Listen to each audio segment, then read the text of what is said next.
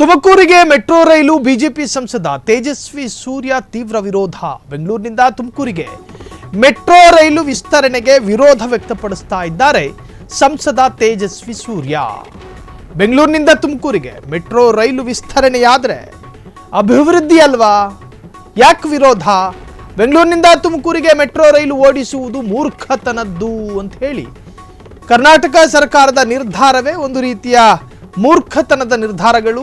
ಅದರ ಬದಲು ಬಾಕಿ ಇರುವಂತಹ ರೈಲು ಮಾರ್ಗಗಳನ್ನು ಪೂರ್ಣಗೊಳಿಸಿ ಅಂತ ಹೇಳಿ ಬೆಂಗಳೂರಿನ ಒಳಗಡೆ ವಾಹನ ದಟ್ಟಣೆ ಇಳಿಕೆಗೆ ಕ್ರಮ ಕೈಗೊಳ್ಳಿ, ಅದಕ್ಕೊಂದು ವೈಜ್ಞಾನಿಕ ಮಾರ್ಗ ಹುಡುಕಿ ನಗರದೊಳಗಷ್ಟೇ ಮೆಟ್ರೋ ರೈಲುಗಳ ಓಡಾಟ ಉಪಯೋಗ. ಅದು ಬಿಟ್ಟರೆ ಬೆಂಗಳೂರಿನಿಂದ ತುಮಕೂರು ಈ ರೀತಿಯದ್ದು ಬೇಡ. ತುಮಕೂರನ್ನು RRTS ಮೂಲಕ ಉಪನಗರ ರೈಲುಗಳ ಮೂಲಕ ಬೆಂಗಳೂರಿಗೆ ಸಂಪರ್ಕಿಸುವುದು ಅತ್ಯಂತ ಸೂಕ್ತ. ಬೆಂಗಳೂರು ದಕ್ಷಿಣ ಲೋಕಸಭಾ ಕ್ಷೇತ್ರದ ಸಂಸದ ತೇಜಸ್ವಿ ಸೂರ್ಯ ಈ ತರಹದ್ದೊಂದು ಹೇಳಿಕೆಯನ್ನು ಕೊಟ್ಟಿದ್ದಾರೆ.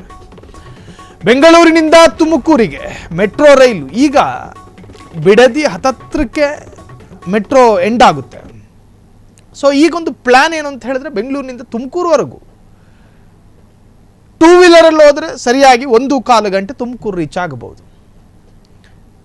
ಅಂತಹ ಅಂದರೆ ಅಷ್ಟು ದೂರದ ಪ್ರಯಾಣ, ಅರ್ಥಾತ್ ಆ 1.25 ಗಂಟೆಯ ದೂರದ ಪ್ರಯಾಣ ಮೆಟ್ರೋ ಇದ್ದರೆ ಇನ್ನೂ ಕೂಡ ಅನುಕೂಲ. ಕಾರಣ ತುಮಕೂರಿನ ಜನತೆ ಹೆಚ್ಚಿನವರು ಬೆಂಗಳೂರನ್ನು ಅವಲಂಬಿಸಿದ್ದಾರೆ.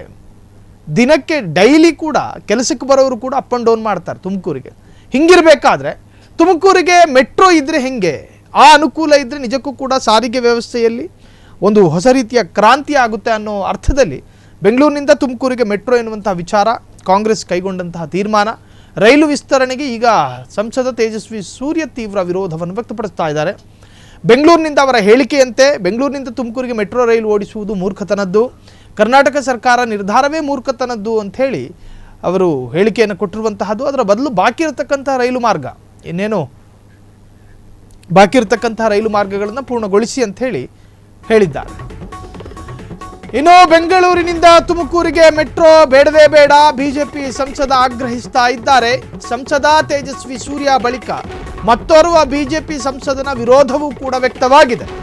ಬೆಂಗಳೂರು ತುಮಕೂರು ಉಪನಗರ ರೈಲಿಗೆ ವೆಚ್ಚ 100 ರಿಂದ 150 ಕೋಟಿ ರೂಪಾಯಿ, ಬೆಂಗಳೂರು ತುಮಕೂರು ಮೆಟ್ರೋಗೆ ವೆಚ್ಚ 500 ಕೋಟಿ ರೂಪಾಯಿ. ತುಮಕೂರು, ಹೊಸೂರು, ಹೊಸಕೋಟೆ ಅಥವಾ ಬಿಡದಿಗೆ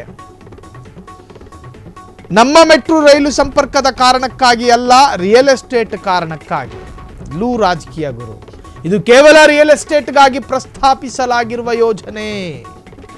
ತುಮಕೂರಿಗೆ ಮೆಟ್ರೋ ರೈಲಿನಿಂದ ಉಪನಗರ ರೈಲು ಯೋಜನೆ ದಿಕ್ಕು ತಪ್ಪಲಿದೆ.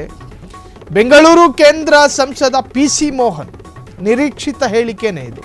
ಅವರು ಕೂಡ ವಿರೋಧ ವ್ಯಕ್ತಪಡಿಸಿದ್ದಾರೆ. ಬೆಂಗಳೂರಿನಿಂದ ತುಮಕೂರಿಗೆ ಮೆಟ್ರೋ ಬೇಡ, ಈ ಮೆಟ್ರೋ ಕಾಮಗಾರಿಯಲ್ಲಿ ಈ ರಾಜಕಾರಣಿಗಳಿಗೆ ಒಳ್ಳೆಯ ಸದುದ್ದೇಶ ಏನೂ ಇಲ್ಲ. ತುಮಕೂರು ಬೆಂಗಳೂರಿನ ನಡುವಿನ ರೈಲು ಸಂಪರ್ಕದ ಮುಖಾಂತರವಾಗಿ ಜನರ ಹಿತ ಈ ರಾಜಕಾರಣಿಗಳು ಬಯಸ್ತಾ ಇಲ್ಲ. ಇಲ್ಲಿ ಬೇರೆಯೇ ಒಂದು ವಾಸನೆ ಇದೆ ಅಂಥೇಳಿ ಎರಡು ರಾಜಕಾರಣಿಗಳು ಈಗ ಇದು ಹೇಳಿಕೆ ಅನ್ನಲ್ಲ, ಅನುಮಾನ ವ್ಯಕ್ತಪಡಿಸಿದ್ದಾರೆ. ನಮ್ಮ ಮೆಟ್ರೋ ರೈಲು ಸಂಪರ್ಕದ ಕಾರಣಕ್ಕಾಗಿ ಅಲ್ಲ, ರಿಯಲ್ ಎಸ್ಟೇಟ್ ದಂಧೆಗಾಗಿ ಅಂತ. ಇದು ಕೇವಲ ರಿಯಲ್ ಎಸ್ಟೇಟ್ಗಾಗಿ ಪ್ರಸ್ತಾಪಿಸಲಾಗಿರ್ತಕ್ಕಂತಹ ಯೋಜನೆ. ತುಮಕೂರಿಗೆ ಮೆಟ್ರೋ ರೈಲಿನಿಂದ ಉಪನಗರ ರೈಲು ಯೋಜನೆ ದಿಕ್ಕು ತಪ್ಪಲಿದೆ. ತುಮಕೂರು ಜನತೆಗೆ ಒಂದು ರೀತಿಯ ಸಂತೋಷದ ಸುದ್ದಿ. ಬೆಂಗಳೂರಿನಿಂದ ನೋಡ್ರಿ, ಜನರ ಅಭಿಪ್ರಾಯಕ್ಕಿಂತ ದೊಡ್ಡ ಹೈಕಮಾಂಡ್ ಮತ್ತೊಂದಿಲ್ಲ. ಜನರ ಅಭಿಪ್ರಾಯಗಳನ್ನು ಸಂಗ್ರಹಿಸಬೇಕು. ಬೆಂಗಳೂರನ್ನೇ ಅವಲಂಬಿಸಿರ್ತಕ್ಕಂಥ ತುಮಕೂರಿನ ಜನರ ಪೈಕಿ ಎಷ್ಟು ಜನರಿದ್ದಾರೆ? ಲಕ್ಷಾಂತರ ಆದರೆ ಆ ರೈಲು ಮಾರ್ಗ ತರೋಣ, ಸಾವಿರಾರು ಆದರೆ ತರೋದು ಬೇಡ. ಉದಾಹರಣೆಗೆ ಹೇಳ್ತಾ ಇರೋದು. ಈ ಅರ್ಥದಲ್ಲಿ ಅಭಿಪ್ರಾಯವನ್ನು ಸಂಗ್ರಹಿಸುವ ಪ್ರಯತ್ನಗಳಾಗಬೇಕು. ಅದರಲ್ಲೂ ಕೂಡ ನಮ್ಮ ಗೃಹ ಸಚಿವರು ಡಾಕ್ಟರ್ G. ಪರಮೇಶ್ವರ್ ಕೊರಟಗೆರೆ ಕ್ಷೇತ್ರ ಎಲ್ಲ ಅಲ್ಲೇ ಬರೋದು. ಸೊ ಈ ತರಹದ್ದಲ್ಲಿ ಒಂದು ಚರ್ಚೆಯಾಗಿ ಆ ಚರ್ಚೆ ಸರ್ವಪಕ್ಷಗಳ ಸಭೆ ಬೇಕಾದರೂ ಆಗಲಿ. ಕರ್ನಾಟಕದಲ್ಲಿ ಸರ್ವಪಕ್ಷಗಳ ಸಭೆಯನ್ನು ಕರೆದ್ರೆ ಏನದು ಅಪರಾಧನ ಅಥವಾ ಮತ್ತೊಂದು ಮಗದೊಂದ? ಎಲ್ಲ ಒಂದು ಕ್ಷೇತ್ರದ ಹಿತಕ್ಕೋಸ್ಕರ ಎಲ್ಲ ಪಕ್ಷದ ರಾಜಕಾರಣಿಗಳನ್ನು ಕರೆದು ಒಂದು ಸುದೀರ್ಘ ಚರ್ಚೆಯಾಗಿ ವೈಜ್ಞಾನಿಕ ಕಾರಣಗಳನ್ನು ವಿವರಿಸಿ ಎಲ್ಲರನ್ನೂ ಕೂಡ ಸಮಜಾಯಿಸಿ ಎಲ್ಲರ ವಿಶ್ವಾಸವನ್ನು ಗಿಟ್ಟಿಸಿಕೊಳ್ಳೋದು ಕಟ್ಟಕಡೆಯದಾಗಿ ಒಂದು ಕ್ಷೇತ್ರ ಅಭಿವೃದ್ಧಿ ಹೊಂದುತ್ತೆ ಅನ್ನೋದಾದರೆ ಈ ಮಾರ್ಗವನ್ನು ತುಳಿಯೋದ್ರಲ್ಲಿ ಯಾವ ತಪ್ಪು ಇಲ್ಲ.